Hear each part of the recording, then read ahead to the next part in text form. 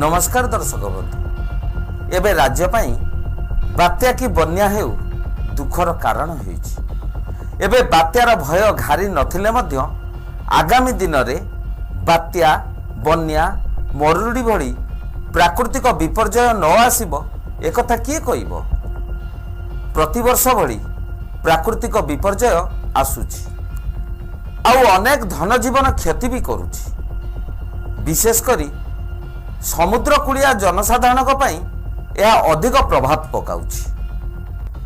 कहवाक गले प्रलयंकारी प्राकृतिक विपर्यय को आमे सिना रोकी परिबानी, मात्र सचेतन हेले एथुरु रक्षा तो पाई परिबा। अनेक धन जीवन नष्ट हेबारु वर्ती जाई परिबा।